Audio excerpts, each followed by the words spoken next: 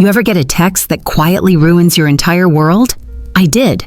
On a Tuesday morning, while watering the hydrangeas my late husband and I planted decades ago. My daughter, Rachel, wrote, "It's best if you don't come to the wedding. It'll just make things awkward with Andrew's family. Hope you understand." Hope I understand? I raised her by myself, worked 3 jobs, skipped my own dreams so she could chase hers, and now I was inconvenient. Not uninvited from a party, but erased from her life for the sake of appearance. But I didn't scream, I didn't cry. I canceled the check for the venue, and I booked a 6-month world cruise, leaving the day before her wedding. They wanted a perfect day without me. What they got was a disaster no one would forget. If you've ever been discarded by your own family, stay with me. Because this isn't a revenge story, it's a resurrection. The morning sun filtered through lace curtains, casting soft patterns on the wooden floorboards of the kitchen. Margaret Willis stood by the window, a warm mug of chamomile tea in her hand, watching a robin hop across the garden path. It was a quiet life, too quiet, some might say, but she had grown into it like the ivy on her brick wall, slow, steady, and rooted. Her house, a modest colonial built in the 50s, held more than just furniture. Every corner whispered a memory. The sofa still bore the faint impression of her late husband Thomas's favorite seat. The scuffed kitchen counter had been Rachel's workstation during endless science projects. The smell of lavender, always lingering, was a scent Thomas loved and she'd never replaced. It wasn't just a home, it was a timeline, layered with laughter, sacrifice, and 1,000 invisible acts of love. After Thomas passed away 2 decades ago, Margaret became the anchor of their small 2-person world.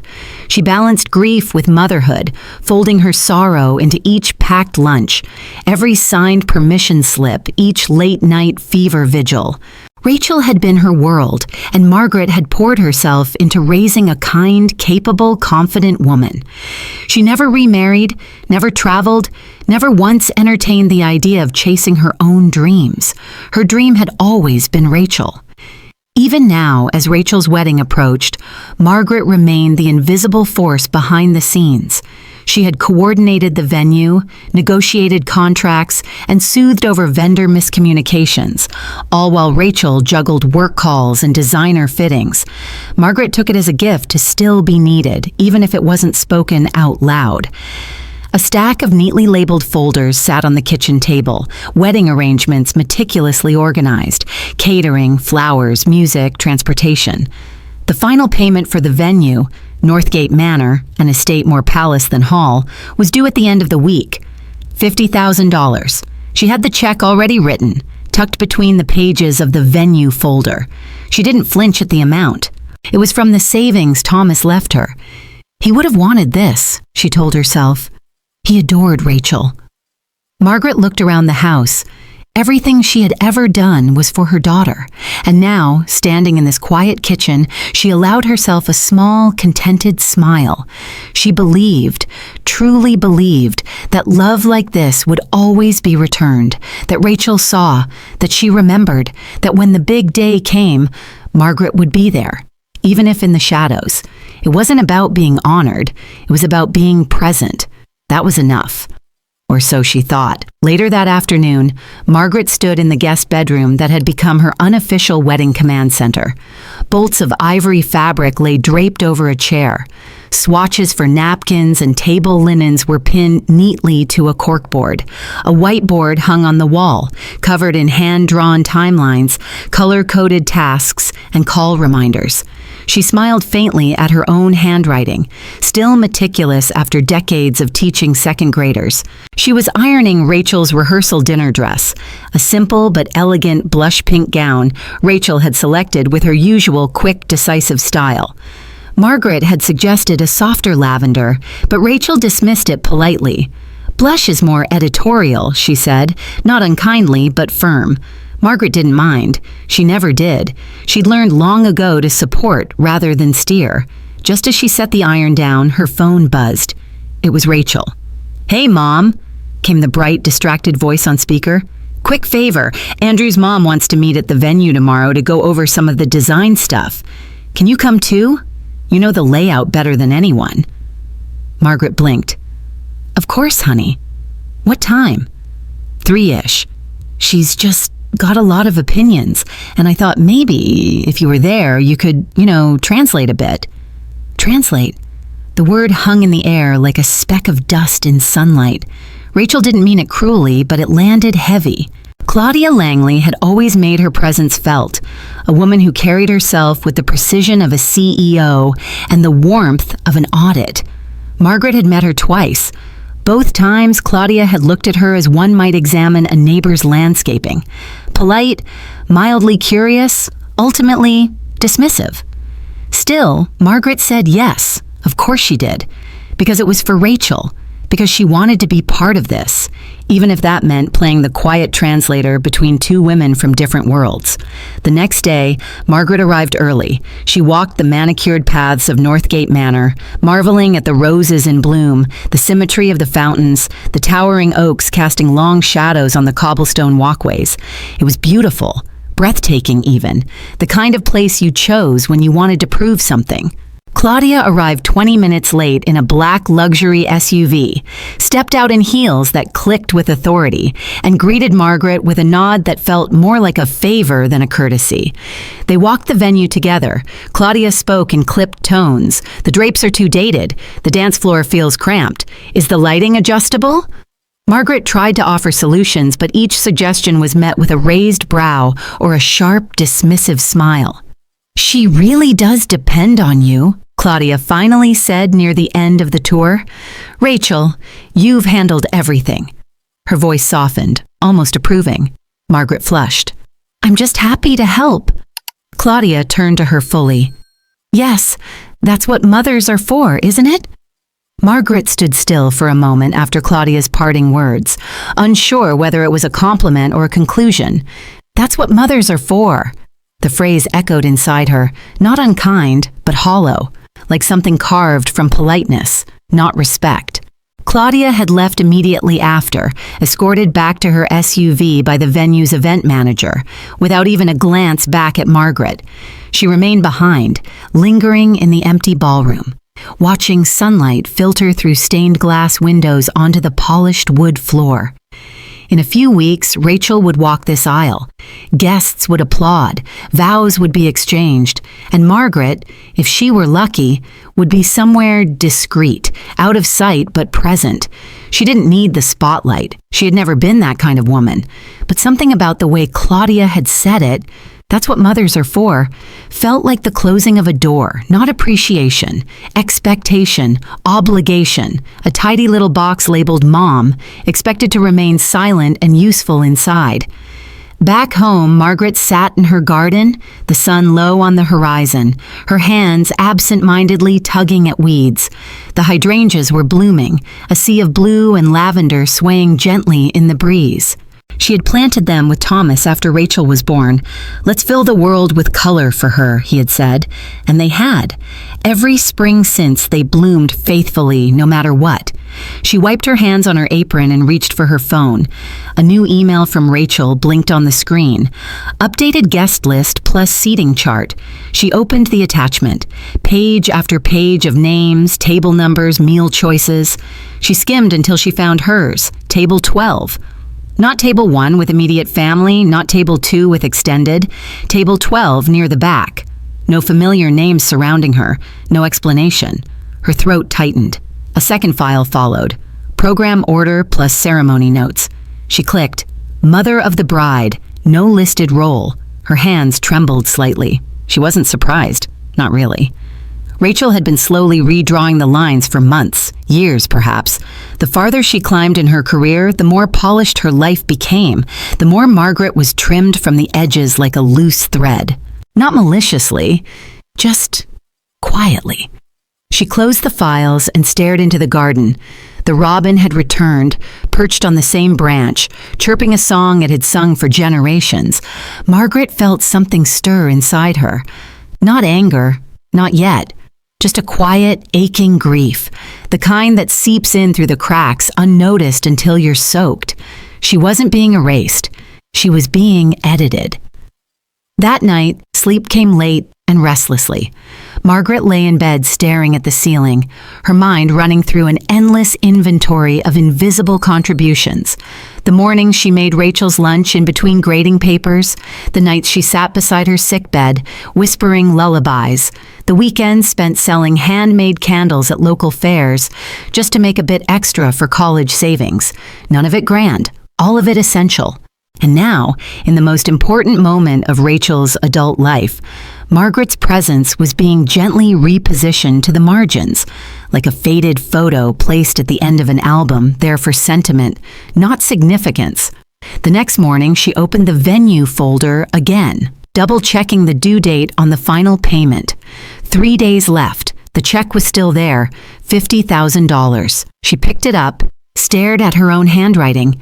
It wasn't just ink on paper, it was the last large piece of security Thomas had left for her, a token of their years of shared dreams, a promise to herself that she would be cared for in her later years, a future. And she was about to sign it away for a seat at table 12. Later that day, Margaret met Rachel at a boutique to finalize dress alterations. Rachel emerged from the fitting room in a sleek, minimalist gown, all clean lines and elegance. "What do you think?" she asked, spinning slowly. Margaret smiled, genuinely. "You look beautiful, sweetheart." Rachel grinned, stepping forward to adjust a strap in the mirror. "It's perfect, right? Claudia thinks it's very Vogue." Margaret's smile didn't falter, but inside, something twisted. "You know," Rachel continued, "Claudia offered to handle the honeymoon arrangements too. First class, overwater bungalow, private chef. She's just been so incredible." "Incredible?" Margaret echoed softly. Rachel didn't notice the edge. "It's just nice to have someone who understands this world, you know? High expectations, big visions. I used to think you had to do everything yourself. But sometimes, leaning on the right people, that's the smart move." Margaret nodded slowly. "Yes, sometimes." She didn't argue. She didn't remind Rachel of who had booked the venue, negotiated with the florist, handled every detail. She didn't need to. She knew. But for the first time, something inside Margaret began to loosen. Not her love, never that, but her certainty, the idea that love and effort naturally translated into acknowledgement, into inclusion. As Rachel disappeared back into the fitting room, chattering to the tailor, Margaret looked at her reflection in the mirror across the room. Her face was lined, her eyes tired but clear. She saw not just a mother, but a woman who had quietly built everything around her. And just for a moment, she wondered, what would it feel like to choose herself for once? It was a Tuesday morning when the text came. Margaret was kneeling in her garden, trimming the lavender bushes that lined the back fence. The air smelled of sun-warmed earth and rosemary. Her gloves were dirt-stained, her mind halfway between nostalgia and tomorrow's to-do list. The wedding was 2 weeks away. She still had to finalize the cake delivery and confirm the quartet's arrival time. Her phone buzzed in the pocket of her apron. She pulled off one glove, brushed her hands on a cloth, and retrieved it. The screen lit up with Rachel's name. "Hi, Mom. Mark and I have been talking, and we think it's best if you don't come to the wedding. His family will be there, and we just don't want any tension. I hope you understand. We'll send you pictures." For a long moment, everything went quiet. The birdsong faded. The breeze stilled. Even the lavender seemed to stop swaying. Margaret stared at the message, rereading it as if it might change. "I hope you understand." 4 words that carried the weight of finality, not a request, a command. There was no, "Can we talk about this?" No, "Let's figure it out." It was done, decided, delivered with surgical detachment. She sank onto the stone bench beneath the oak tree, phone still in hand, feeling as if the sun had vanished behind a cloud. Her breath came slow and shallow, not with rage, not yet, just shock. Pure, clean disbelief. How had it come to this? She thought back to all the times she'd bent over backward to make things smooth. All of the times she'd bit her tongue when Claudia made a cutting remark, when Andrew's tone dripped with condescension, when Rachel casually dismissed her suggestions with a wave of the hand. She had stayed silent through it all, for Rachel's happiness. But now, silence had become her exile. She didn't respond. There was nothing to say that wouldn't be twisted into the very drama Rachel claimed to want to avoid. Pleading would only confirm their narrative. Anger would brand her as petty. So she sat among the lavender and rosemary and let the silence stretch. Somewhere in the distance, a dog barked. A lawnmower hummed to life. The world moved forward, indifferent to the tiny implosion in Margaret's chest. She read the message one last time. Then she placed the phone face down on the bench beside her, took a deep breath, and looked up at the sky. Not angry, not broken, just untethered. That evening, Margaret sat alone at the dining table, her fingers absent-mindedly tracing the rim of her teacup. The room was dim, lit only by the golden spill of a floor lamp and the last rays of sun slanting through the window. The air was heavy with unspoken words. She hadn't told anyone. Not her neighbor Anne, who often came by for coffee. Not her sister June, who called every Sunday. There was something too raw, too shameful about being discarded by your own child, especially when you couldn't point to a single dramatic argument, a screaming match, a betrayal. Just a message, just erasure. On the table before her sat the wedding folder. It felt heavier than usual, as if it now carried the weight of insult as well as logistics. She opened it slowly, each tab a reminder of her labor. Florals, seating chart, vows, and finally, venue. She flipped to the back where the check still sat, pristine and signed for $50,000.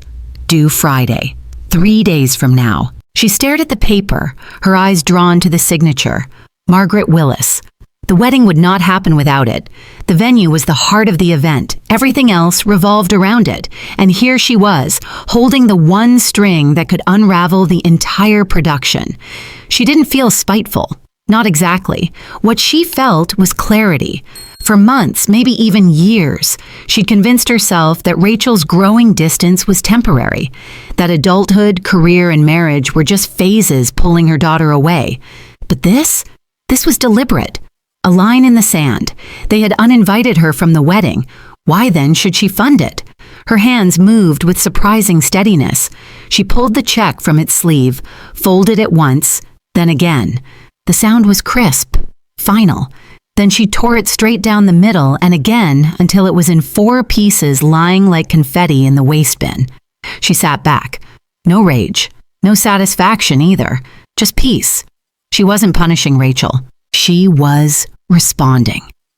They had made a choice. Now so had she. Outside, the garden glowed in the twilight. The hydrangeas rustled gently, oblivious. Margaret rose, walked to the window, and stood there for a long while, watching the sky darken. A new thought crept in, subtle and slow. What now? If not the wedding, then what? And that's when the idea came, soft at first, like a whisper, then clearer. Not revenge, escape. Something that was hers. The next morning, Margaret rose with an unfamiliar sense of intention. The garden didn't call to her. The house felt quieter than usual, not in a sad way, but in a way that gave her space to think, to breathe. She got dressed, choosing a light blue blouse Thomas had always said brought out the color in her eyes.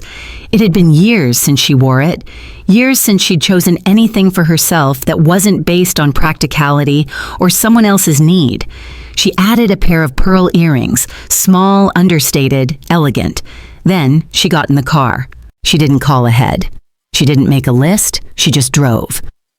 It was a 20-minute ride to the edge of town, where a little travel agency sat tucked between a hardware store and a bakery.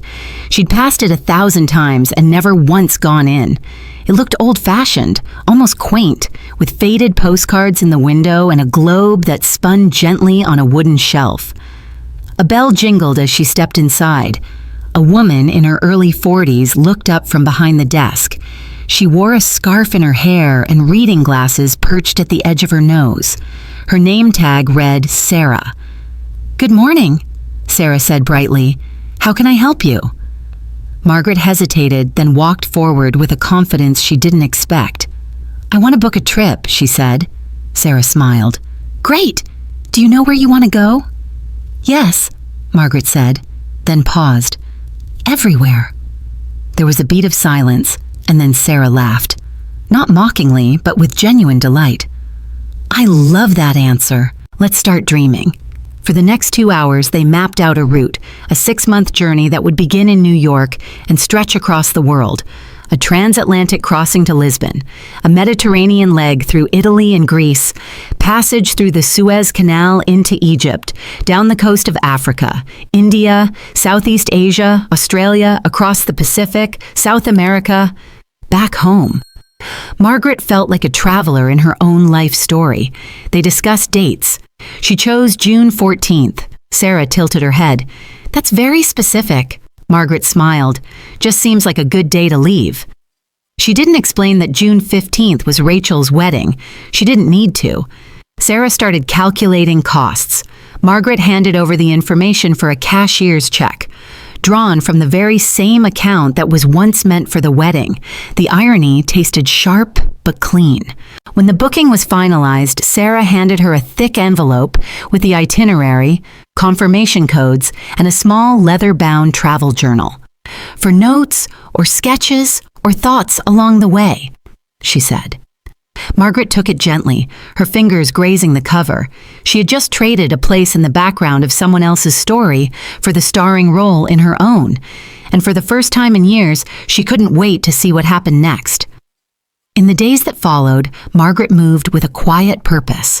While the rest of the town buzzed in anticipation of the Willis Davenport wedding, the event of the season, some said, she prepared for something far more personal, her own rebirth. She didn't tell Rachel. She didn't respond to the original message either. Silence was her answer, and in that silence she found a strange sort of power. For the first time in a long time, she wasn't chasing closeness, wasn't asking to be seen. She was simply stepping out of view by choice. She called her neighbor Anne to arrange care for the garden. She gave power of attorney to her lawyer for any home-related issues while she traveled.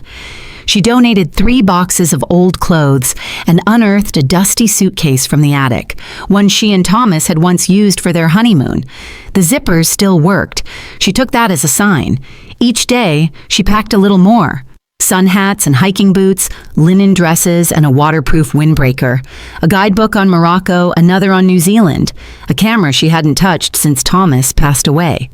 As she zipped and folded, her mind wandered not to Rachel's upcoming wedding, but to the vibrant chaos of a street market in Bangkok, the cool mist over Norwegian fjords, the scent of eucalyptus in the Australian outback. One evening, while sipping tea by the window, she received an automated email from the wedding florist asking to confirm delivery to Northgate Manor. She clicked unsubscribe without hesitation. No panic, no bitterness, just detachment. Meanwhile, the silence from Rachel's end continued. No apologies, no updates. Margaret suspected her daughter had interpreted the lack of response as passive acceptance, one more quiet sacrifice from a mother too meek to challenge her. She likely assumed the check was in the mail. Margaret didn't care. She wasn't mailing a check. She was mailing herself across the globe. On the eve of her departure, she stood in the center of her living room with her bags packed and the itinerary neatly tucked inside her travel journal. The house looked as it always did, but something inside her had shifted entirely. She wasn't angry anymore. She didn't even feel betrayed. She felt free. As the sun dipped below the horizon, she whispered into the empty room, "Goodbye, Thomas. I'm finally doing it, for both of us." Then she turned out the lights, went upstairs, and slept more peacefully than she had in years. June 14th arrived bathed in golden light, the kind of summer morning that promised perfection. Margaret's taxi arrived promptly at noon, the driver cheerfully loading her bags into the trunk as she locked the front door one final time. She glanced at the hydrangeas swaying in the breeze. Purple, blue, a few still blushing white. For a fleeting second, her chest tightened. Not from doubt, from memory. She kissed her fingers and pressed them to the gatepost, then slid into the back seat. "Airport, please," she said, her voice calm, firm. The ride to New York was smooth. She watched familiar fields blur into city skylines, her thoughts wandering not to Rachel, but to the ship waiting at the docks, a floating world she would call home for the next 6 months. The idea of it still felt surreal, like something someone bolder would do, and yet here she was, doing it. At the port, the ship loomed like a palace, sleek and glistening under the sun. Passengers bustled around, a collage of accents and laughter and wheeled luggage. Margaret checked in, received her keycard, and boarded with the slow wonder of someone entering a cathedral. Her cabin was modest but warm, a balcony with an ocean view, a plush bed, polished wood panels. On the desk sat a welcome note. "Ms. Willis, may your journey be as expansive as your heart. The Voyager team." She unpacked slowly, placing Thomas's photo on the bedside table, her journal on the dresser, and the travel books in a neat stack. By 5 p.m., she stood on the top deck, champagne in hand, the Manhattan skyline framed behind her like a painting. Then her phone rang, unknown number. She almost didn't answer, but something told her she already knew who it was. She picked up. "Hello? Mom?" Rachel's voice was high, strained. "What is going on?" Margaret said nothing. "I just got off the phone with the venue. They said the final payment never arrived. Patricia said she called you this morning, and you told her you weren't involved anymore. Is this some kind of mistake? A misunderstanding?" Margaret took a slow sip of champagne. "No mistake." Rachel's voice cracked. "Mom, the wedding is tomorrow. Everything is planned. 200 guests, vendors, press. We don't have that kind of money ready. What are you doing?" Margaret didn't flinch. "You uninvited me. So I assumed my contributions were no longer welcome either." The silence on the other end was sharp, like glass fracturing. "You can't be serious," Rachel whispered. "You're ruining everything." "No, darling," Margaret said softly. "I'm just no longer paying to be forgotten." On the other end of the line, Rachel's breathing grew uneven. Margaret could hear voices in the background, sharp, hurried, frantic. One of them was Claudia's, unmistakable in its clipped elegance. What? Claudia snapped. "Let me speak to her. Give me the phone." Margaret could almost see the flurry of panic, the expensive hair, the finger pointing, the emails flying. Rachel came back on the line, her tone no longer confused, but tight with accusation. "This isn't you. You're being cruel." "No, Rachel," Margaret said gently. "I'm being clear. You said you'd handle the venue. I said I'd help with your wedding," Margaret interrupted, her voice unwavering. "And then you made it clear I wasn't welcome at it, so I assumed that meant my help and my check weren't either. You're punishing me. I'm responding to the rules you set." There was a pause, then a shift. "You have to understand," Rachel said, her voice softening into a pleading tone. "It wasn't personal. We just didn't want any awkwardness. Mark's family is very particular, and you know how Emily is. We didn't want drama." Margaret's heart clenched. "Rachel, I've swallowed their disdain for years. I smiled when they called my house quaint. I bit my tongue when Mark explained my own pension plan to me like I was a child. I even let Claudia suggest table linens, like she was funding the wedding herself. And I did it all for you, to be part of your day. Quietly, kindly, completely." Another silence. "I didn't want to hurt you," Rachel said, but the words were limp, too late. Margaret sighed. "I know, you just didn't want me." Rachel's composure cracked. "What do you expect me to do now? We can't just conjure up $50,000. I expect you to find a solution the way I always did when you needed something." Then, Margaret did something she hadn't done in decades. She hung up first. She turned off the phone, slid it into her purse, and walked to the rail. The ship's horn bellowed in the distance. All around her, people cheered and waved as the vessel began to move. The city slowly receded, skyline turning to horizon. She took another sip of champagne, letting the sea air fill her lungs. Behind her was the ghost of a wedding that would never be what it promised. Ahead of her, a world waiting to be discovered. Rachel had chosen her image. Margaret had chosen her freedom. The ocean stretched endlessly before her, shimmering under the late afternoon sun. Margaret leaned on the rail, the weight of her decision lightening with every mile the ship pulled away from shore. She felt no tremor of guilt, only the strange serenity of someone who had, for once, chosen herself. Dinner on the ship that evening was a quiet affair. Margaret sat alone at a table by the window, savoring a simple but perfectly prepared salmon with lemon dill. The waiter, a cheerful young man from Lisbon, asked if she was celebrating anything. She thought for a moment. "Yes," she said, smiling, "a new beginning." Afterward, she returned to her cabin and opened her journal. The first page she filled not with descriptions of the ship or the sea, but with memories of Thomas, how he'd held her hand during storms, how he used to whistle when folding laundry, how he'd drawn that map of places they would go someday. "Someday is today," she wrote beneath it. The next morning, she awoke to a flurry of emails in her onboard inbox, messages from extended family, vague and alarmed. "Are you okay? Rachel's wedding venue fell through? What happened?" She deleted each one without reading further. She already knew what happened. By evening, another message came, this time forwarded from her sister June. A blurry photo attached. The replacement venue, a drab conference room at a budget hotel near the airport. Folding chairs, dim lighting. Rachel in her gown, standing in front of a plain curtain backdrop with no altar. Claudia standing stiff beside her, face tight. Margaret stared at the image, not with triumph, but with disbelief. They actually tried to go through with it. The florist hadn't delivered. The caterer canceled. The string quartet backed out. Half the guests didn't get the update in time. The remaining half spent the night murmuring awkwardly over cold pasta in disposable bowls. Rachel had thrown a party with no heartbeat, a celebration built on exclusion and convenience, and the universe had mirrored that emptiness right back at her. Margaret didn't feel vindicated. She felt mournful.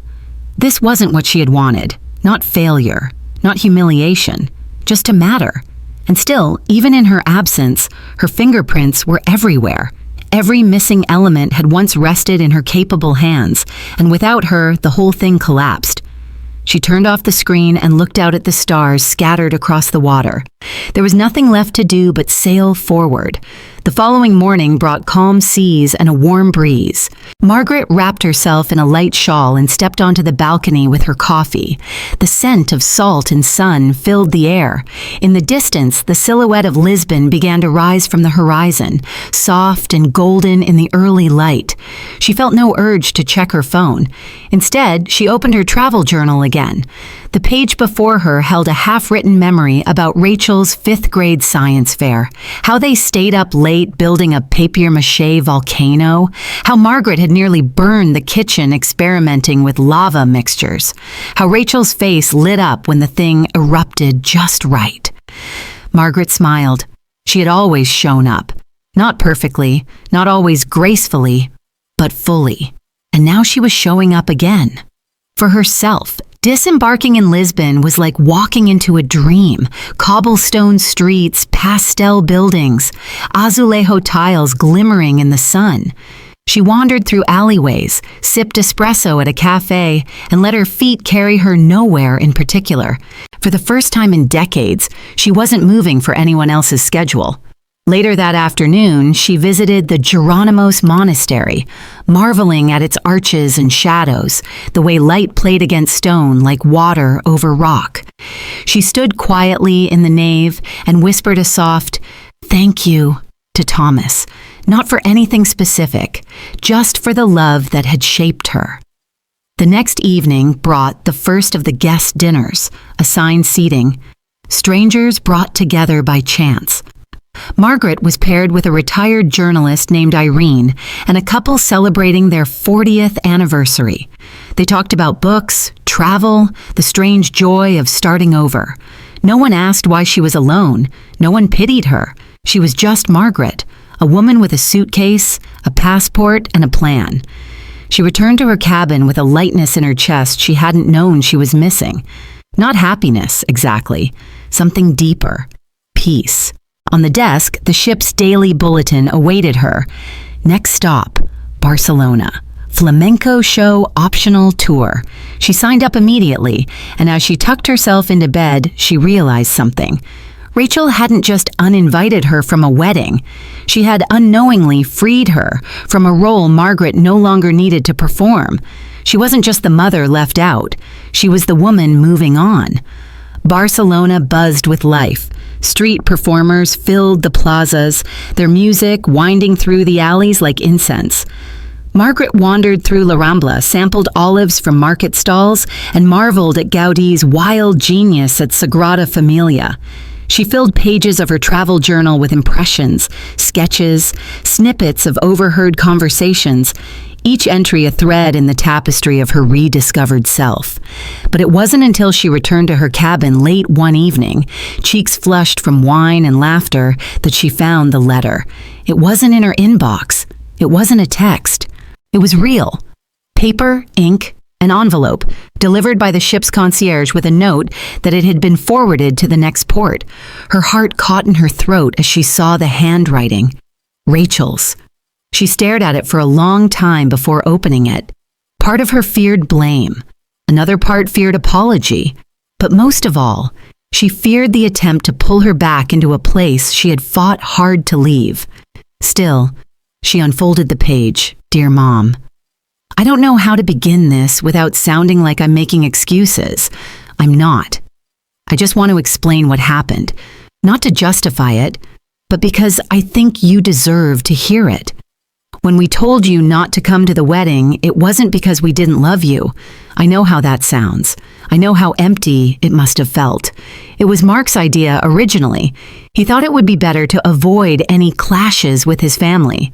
Claudia supported it, of course, and I went along with it because it seemed easier. Margaret stopped reading there, her eyes burning. Easier? She thought bitterly. Exiling your mother from your wedding was easier? She set the letter down and stepped out onto the balcony, the salt wind hitting her like truth. But she couldn't bring herself to throw the letter away. She returned to it after a long silence, sitting cross-legged on the bed. I didn't realize how much you'd done until it all started falling apart. The venue, the vendors, everything unraveled so fast and we couldn't fix it. We ended up in a hotel ballroom that smelled like bleach. The flowers never came. Half the guests didn't show. I spent my wedding day pretending it was enough. It wasn't.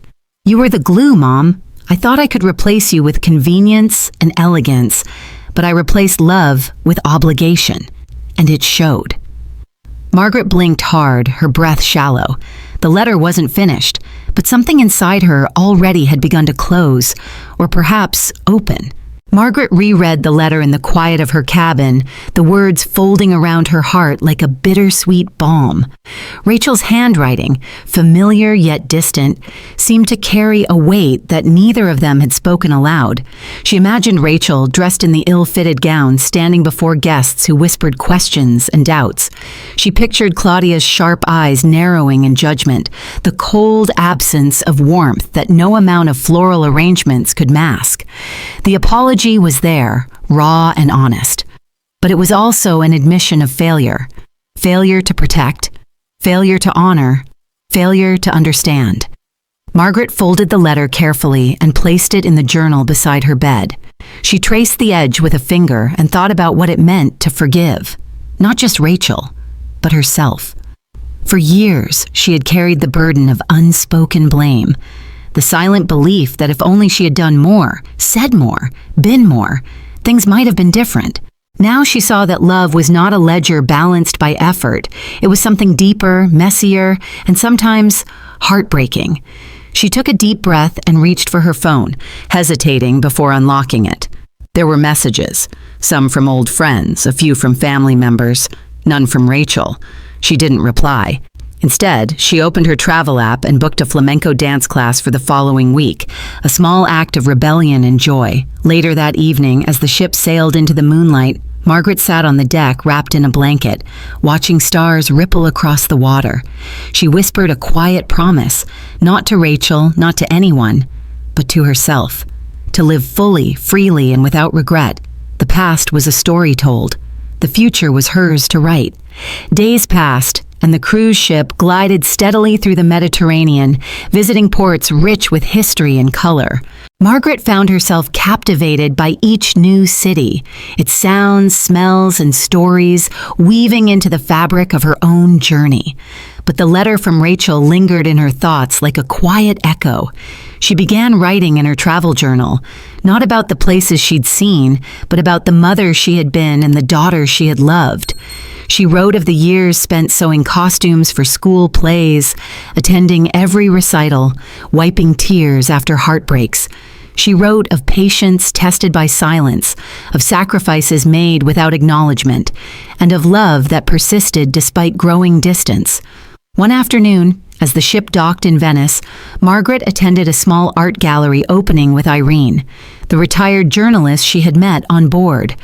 Over glasses of wine, they spoke of reinvention and resilience.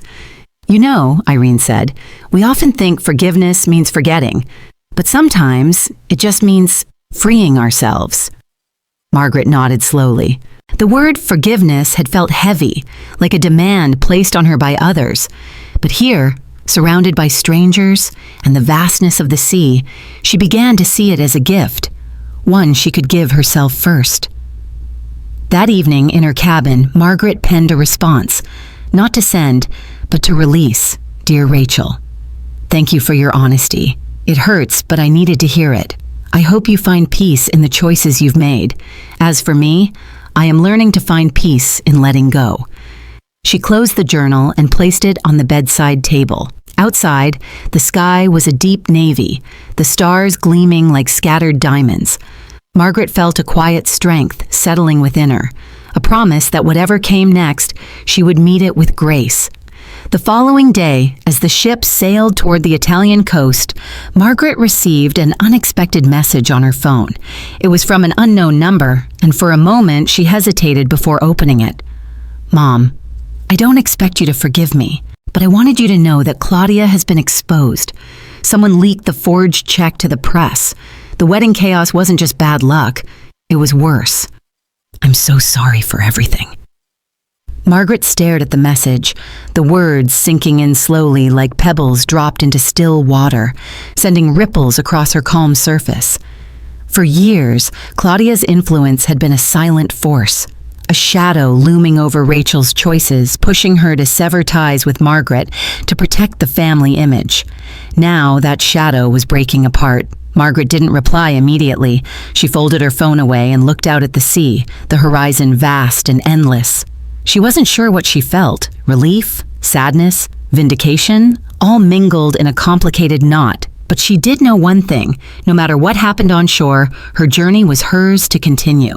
Later that evening, at a shipboard gathering, Margaret raised her glass with newfound friends to the future, a future unshackled by resentment, full of possibility. She realized that the real victory wasn't in exposing the lies or in Rachel's apologies. It was in reclaiming her own story. And as the stars shone brightly above, Margaret smiled for the first time in a long while. She was free. The gentle rocking of the ship beneath her feet was soothing, a rhythmic lullaby that accompanied Margaret's newfound sense of calm. The world had shifted beneath her, and though the past still lingered in the corners of her mind, she no longer felt tethered to its weight. Each morning she woke with the sun, pulling back the curtains to reveal vast blue skies and endless waves. The days unfolded slowly, filled with moments of quiet reflection and unexpected joy. She discovered a small library on board where she lost herself in stories of far-off lands and fearless women. She joined art classes, brushing pastel strokes across canvases and marveling at the colors she hadn't seen since childhood. She learned to navigate new technology, sending postcards home to friends she'd never met. One afternoon, as the ship glided through the turquoise waters of the Mediterranean, Margaret found herself on the deck watching a group of dancers rehearsing for the evening's show. Their movements were fluid, joyful, a celebration of life in motion. Something stirred within her. She decided to join the flamenco workshop offered the following week, a bold choice for someone who had spent decades blending into the background. That evening, she penned a note in her journal. "Today I chose to step forward, to dance, to live." Her heart fluttered with nervous excitement, but it was a good kind of fear, the kind that signals growth. Margaret was no longer the woman who had quietly borne her burdens. She was becoming someone new. The flamenco class was nothing like Margaret expected. The studio was warm, wooden floors gleaming under soft lights. The instructor, a passionate woman named Lucia, moved with fierce grace, encouraging every participant to find their own rhythm. Margaret felt awkward at first, her feet stiff and unfamiliar with the sharp staccato movements. But as the music swelled and the clapping grew louder, something inside her unfurled. With each stomp, turn, and snap of her fingers, she shed layers of doubt and years of silence. She laughed when she stumbled, encouraged by the friendly smiles of fellow dancers, most decades younger, but equally eager. Lucia pulled Margaret aside during a break. "You have spirit," she said, eyes bright. "Not many find flamenco at this stage and embrace it like you do." Margaret smiled, feeling warmth spread through her chest. "It's never too late to start." That night, back in her cabin, she traced her fingers over the journal, now filling with sketches, travel notes, and small treasures like pressed flowers and ticket stubs. She wrote of the dance, of freedom and rediscovery. The days turned into weeks. The ship became her moving home, the people on board her new community. Conversations sparked over shared dinners. Laughter echoed in hallways, and stories were exchanged beneath starlit skies. Margaret found herself sharing parts of her past cautiously, testing the waters. The pain of Rachel's rejection was still there, but now it was tempered by resilience. She realized that this journey was not just about seeing new places, but about reclaiming her voice. And in the quiet rhythms of flamenco, she was learning to speak again. The cruise ship made its way toward the Indian Ocean, and Margaret's days took on a rhythm that felt both foreign and comforting. Mornings began with sunlit stretches on the deck, afternoons with explorations of bustling ports, evenings with quiet reflections beneath a blanket of stars. In the bustling markets of Marrakesh, she bartered for spices and hand-woven scarves, her fingers tracing textures that spoke of centuries. In Kerala, she rowed a houseboat through winding canals, the scent of jasmine and cardamom mingling in the humid air. Each place was a new chapter, a fresh page in the book of her life. One evening, while sharing a meal with fellow travelers, Margaret listened to stories of lost loves, second chances, and the courage to start over. She realized she wasn't alone in her journey. Every person carried scars, hidden struggles, and dreams waiting to be fulfilled. The dance lessons continued. Margaret found herself moving with more confidence, her body attuned to the music's pulse. It was more than just a class. It was a declaration of self-worth, a reclaiming of joy. She journaled daily, her entries growing more candid and hopeful. She wrote about forgiveness, not just for Rachel, but for herself. About the grace found in letting go, about the thrill of becoming whole again. Margaret had traded the suffocating expectations of a life half-lived for the boundless possibilities of the open sea. And as the sun dipped below the horizon, painting the sky in shades of amber and rose, she smiled, truly smiled, for the first time in what felt like forever. As the ship sailed further into the vastness of the Pacific, Margaret found herself reflecting on the life she had left behind and the one she was now creating. The worries and pain that once consumed her now felt like distant echoes, softened by the endless horizon and the steady rhythm of the waves. One morning, she attended a lecture on ancient cultures in the ship's lounge. The speaker's words about resilience and transformation resonated deeply. Margaret thought about the years she had spent shaping her daughter's life, the sacrifices made in silence, and the painful lesson of being cast aside. But more than that, she embraced the idea that endings were also beginnings, that pain could birth strength, and loss could create space for growth. Later, in the ship's garden courtyard, Margaret struck up a conversation with a fellow traveler, Elena, a widow who had embarked on her own journey of rediscovery. They shared stories of love and loss, laughter and tears, finding kinship in their shared experiences. Margaret realized she was no longer alone. She was part of a community of women who refused to be defined by past hurts or societal expectations. That evening, under a sky full of stars, Margaret stood on the deck, her heart lighter than it had been in years. She thought about Rachel, about forgiveness, about the future she was forging with each step forward. She whispered to the night, "I am enough." And in that moment, Margaret knew she was free. Back on land, the aftermath of the wedding unfolded like a storm.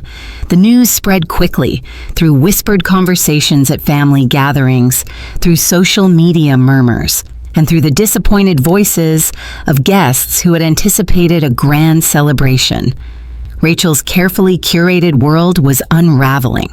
The venue loss, the last-minute scramble to relocate, the lack of catering and decorations. It became a topic of quiet gossip and sharp judgment. Claudia, usually the unshakable matriarch, was seen pacing nervously behind closed doors, her composed facade cracking under pressure. Reports surfaced that the final payment for Northgate Manor had never arrived, and suspicions began to swirl. The truth, once buried beneath layers of privilege and expectation, started to seep out. Rachel found herself isolated. The invitations she had sent out with such care seemed meaningless now. Friends distanced themselves, unsure whether to offer sympathy or judgment. The pressures of public embarrassment weighed heavily, and with each passing day, the facade of perfection faded. Meanwhile, Margaret remained on the ship, receiving distant updates through occasional emails from relatives. She read with a quiet detachment, the storm raging far away from her new world. She realized that Rachel's loss was not merely a failed event, but a profound lesson in what truly matters. For the first time, Margaret understood that love and respect could not be purchased or staged. They were earned, nurtured, and reciprocated. As the ship sailed toward new horizons, Margaret looked out over the dark water, the stars shimmering above, and felt a deep, abiding peace. She was no longer a footnote in someone else's story. She was the author of her own. Back home, the fallout from the wedding debacle rippled through the Langley family like a relentless storm. Claudia's usual poise faltered in private conversations with her social circle, where whispers of scandal threatened to tarnish the family name. The carefully maintained image she had fought so hard to cultivate was now cracking at the edges, exposing vulnerabilities she had long denied. Rachel, caught in the eye of the storm, faced a painful reckoning. Invitations she had painstakingly sent out were met with polite declines or silence. The guests who did attend were subdued, their enthusiasm dampened by the last-minute changes and visible tension. The echo of empty chairs at the reception was a stark reminder of what had been lost. In a quiet moment, alone, Rachel found herself scrolling through old photos on her phone. Snapshots of childhood birthdays, family vacations, candid smiles captured in fleeting moments of joy. One picture stood out, a young Margaret holding a proud, beaming Rachel on her lap. The warmth of that memory contrasted sharply with the cold reality of recent days. With tears in her eyes, Rachel composed an email to her mother. The words were simple, but heavy with meaning. "Mom, I'm sorry. I was wrong. I miss you." Margaret received the message while watching a sunset from the deck of the ship, the sky painted in hues of orange and pink. She read the words slowly, feeling a complex mix of emotions, sorrow, relief, and cautious hope. She didn't reply immediately. Instead, she saved the message, a silent acknowledgement of the bridge that might one day be rebuilt. For now, Margaret embraced the freedom she had fought so hard to claim, knowing that some wounds required time to heal and some apologies were just the beginning of a longer journey. Days later, Margaret sat quietly in the ship's lounge, the hum of soft conversation around her blending with the gentle sway of the ocean. Her thoughts wandered back to the letter Rachel had sent, simple, honest, and full of regret. It was a start, fragile but genuine. A knock at her cabin door interrupted her reverie.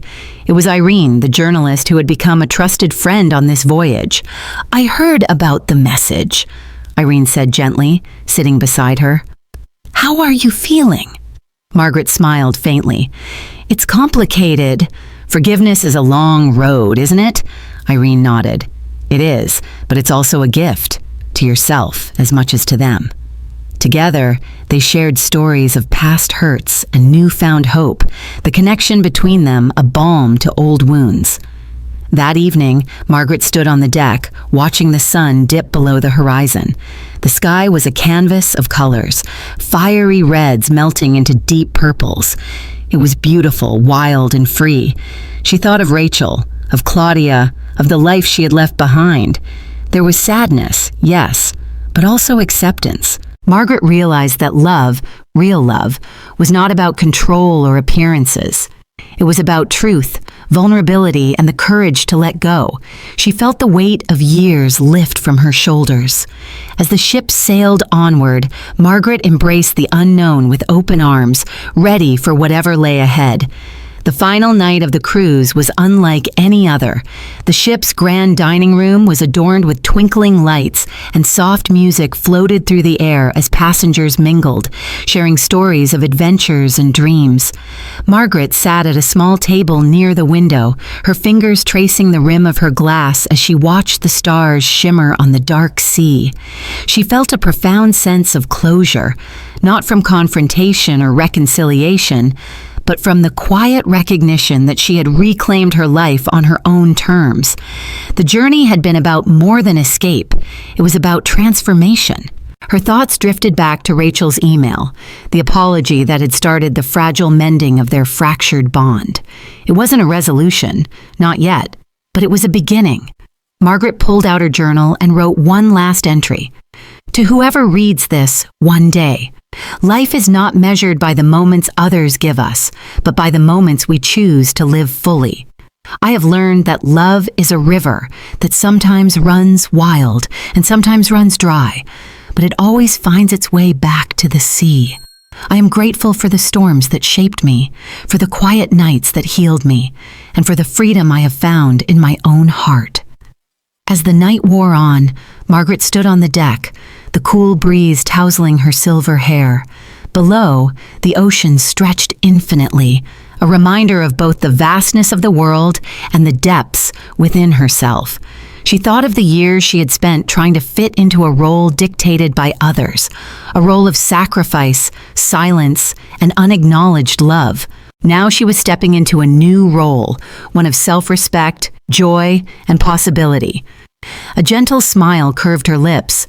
This was not the end. It was a quiet beginning. As the ship sailed toward dawn, Margaret whispered to the wind, "I am ready."